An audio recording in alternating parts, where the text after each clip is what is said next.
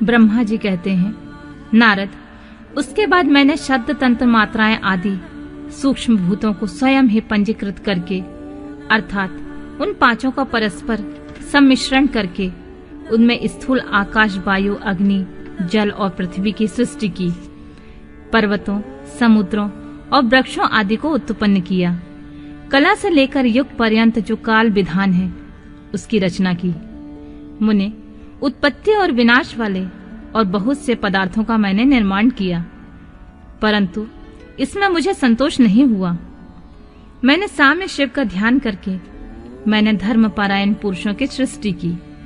अपने दोनों नेत्रों से मरीचिकों को, हृदय को मृग को, शिर से अंगिरा को, व्यान वायु से मुनिश्रेष्ठ पुलह को, उदान वायु से पुलस्त्य को, समान वायु से वशिष्ठ को, अपान से कृतु को, दोनों कानों से आत्रि को, प्राणों से दक्ष को, गोद से तुमको, छाया से कर्मद मुदि को तथा संकल्प से समस्त साधनों के साधन से धर्म को उत्पन्न किया।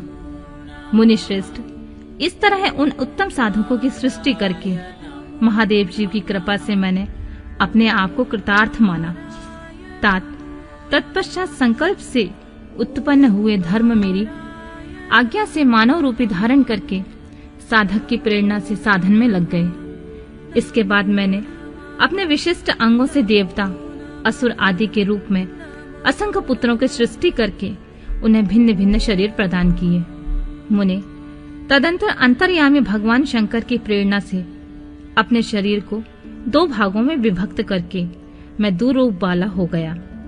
नारद, आधे शरीर में स्त्री हो गया, आधे से पुरुष। उस पुरुष ने स्त्री के गर्भ से सर्व साधन समर्थ उत्तम जोड़ों को उत्पन्न किया। उस जोड़ों में जो पुरुष था वही सौभायंभू मनु के नाम से प्रसिद्ध हुआ। मनु उच्च कोटि के साधक हुए। जो स्त्री हुई वह सतरूपा कहलाई। वह योगिनी एवं तपस्विनी हुई। मनु ने वैवाहिक विधि से अत्यंत सुंदरी सतरूपा का पारिग्रहण किया और उससे वे मैथुन जाति सृष्टि उत्पन्न करने लगे। उन्होंने शतरूपा से प्रियवत तथा उत्तानपाद नामक 2 पुत्र और 3 कन्याएं उत्पन्न की। कन्याओं के नाम आकृति, देवहूति और प्रसूति। मनु ने आकृति का विवाह प्रजापति रुचि के साथ किया। मंजली पुत्री देवहूति कर्मत को ब्याह दी और उत्तानपाद की सबसे छोटी बहन प्रसूति प्रजापति दक्ष को दे दी। उनकी संतान परंपराओं में समस्त चराचर जगत व्याप्त है। रुचि से आकृति के गर्भ से यज्ञ और दक्षिणा नामक स्त्री पुरुष का जोड़ा उत्पन्न हुआ। यक्ष के दक्षिणा से 12 पुत्र हुए। मुने, कर्मत द्वारा देवहूति के गर्भ से बहुत से पुत्रियां उत्पन्न हुई। दक्ष के प्रसूति से 24 कन्याएं हुई। उनमें से श्रद्धा आदि 13 कन्याओं के विवाह दक्ष ने धर्म के साथ कर दिए। मुनीश्वर, धर्म की उन पत्नियों के नाम सुनो: श्रद्धा, लक्ष्मी, धृति, तुष्टि, पुष्टि, मेघा, क्रिया, बुद्धि, लज्जा, वसु, शांति, सिद्धि और कीर्ति। ये सब 13 हैं। इनमें छोटी जो शेष 11 सुलोचनाएं कन्याएं थीं, उनके नाम इस प्रकार हैं: स्वाति, सती, संबुधि, स्मृति, प्रीति, क्षमा, संतति, अनसूया, ऊर्जा, स्वाहा और स्वधा। भृगु, शिव, मारीच, अंगिरा मुनि, पुलस्त्य, पुलह, मुनिश्रेष्ठ कृतु, अत्रि, वशिष्ठ, अग्नि और पितरों ने क्रमशः इन ख्याति आदि कन्याओं के साथ पारिग्रहण किया। भृगु आदि मुनिश्रेष्ठ साधक हैं। इन संतानों से चराचर प्राणियों सहित सारी त्रिलोकी भरी हुई है। इस प्रकार अंबिकापति महादेव की आज्ञा से अपने पूर्व कर्मों के अनुसार बहुत से प्राणी असंख्य श्रेष्ठ द्विजों के रूप में उत्पन्न हुए। कल्प भेद से दक्ष के 60 कन्याएं बताई गई हैं। उनमें से 10 कन्याओं का विवाह उन्होंने धर्म के साथ किया।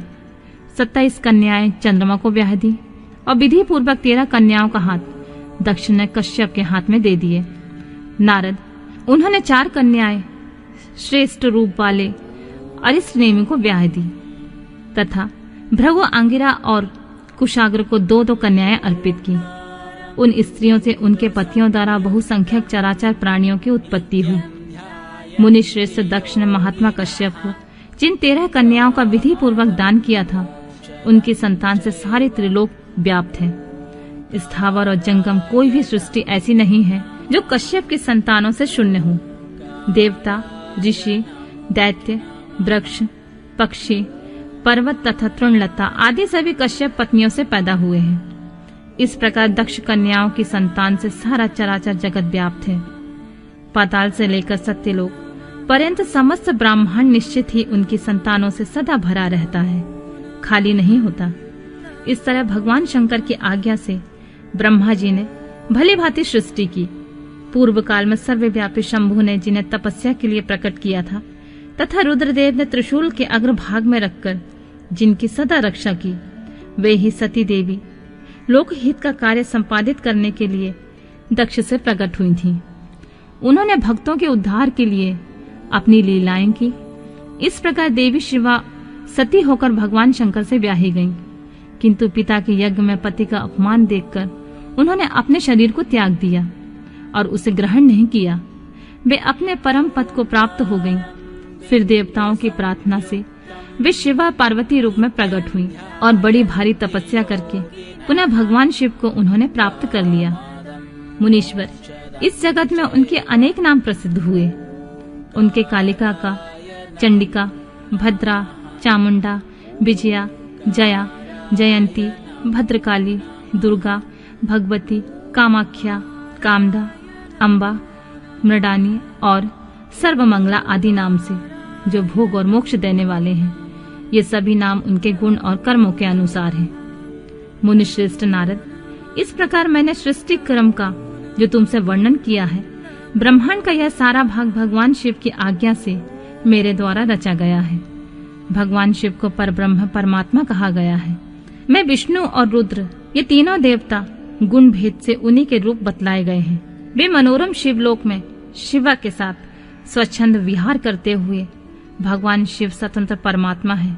निर्गुण और सगुण भी वे ही है।